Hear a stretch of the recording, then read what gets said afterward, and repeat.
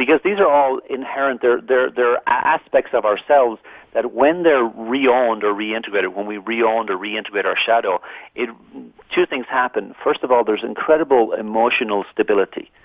And second of all, of course, a side effect is great peace of mind. But thirdly is, again, this great clarity, and this is the same type of clarity that emerges with meditation, and that clarity can be applied to relationships, to making money, to building a business, to being an enlightened person, whatever it is that you want to do with your life. So that's a simple description of shadow, and we deal with that in the book quite extensively. And they matter in our lives in... Oh, absolutely.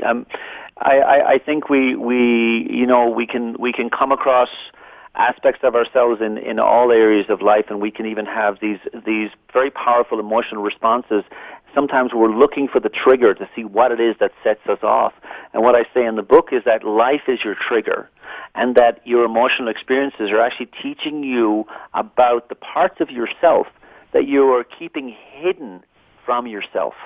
So it's amazing. Like we're born with this entire toolbox of emotions, and sometimes we deny a lot of them. As Genpo Roshi says, if you want to save the world, you have to get really angry, because anger is a real power. I mean, when used properly and harnessed properly, if it's not shadow anger, you can do a lot of things.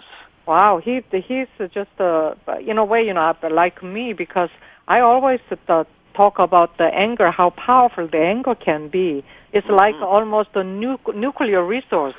It's true. It's a great power. But then, as I was saying, when owned and when integrated, it can propel you to the next levels of development. Absolutely. Yeah, and if you use it as a bomb, then it can destroy the human nature, almost human the community.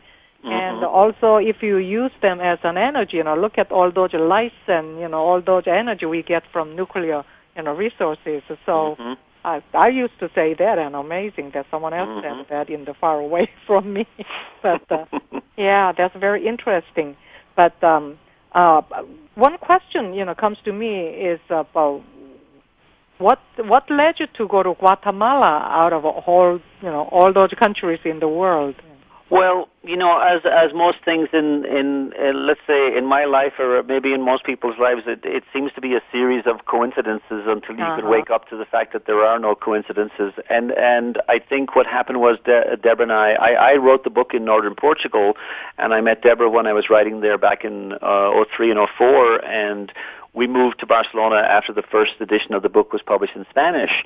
And then when the English version came out, my publisher suggested that we move to the States because of the publication.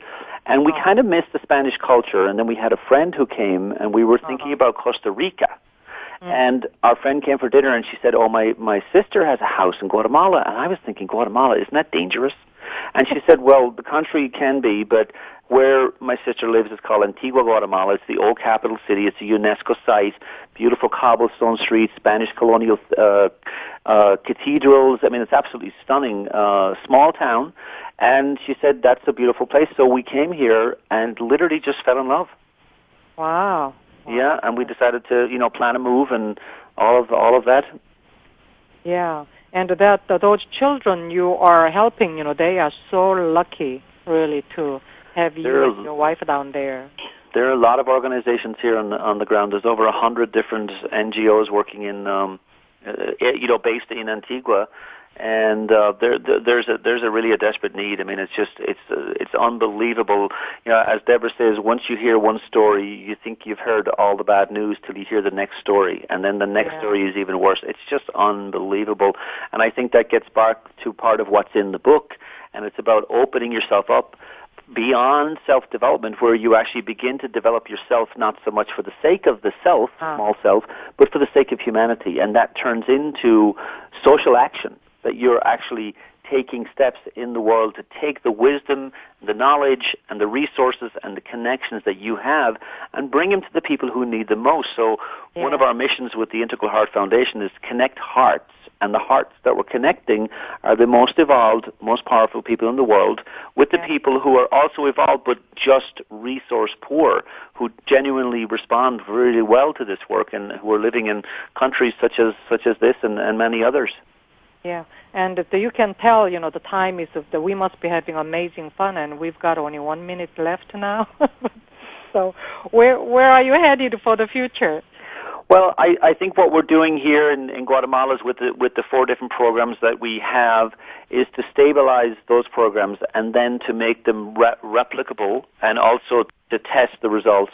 And then what we're going to do is we're going to expand across the border into El Salvador, into Honduras, into Panama, into Nicaragua, into Mexico. So we're going to move north and south with the same programs eventually. That's where I hope to go with this in a number of years. So we have big dreams. Yeah, you do, definitely. And the world needs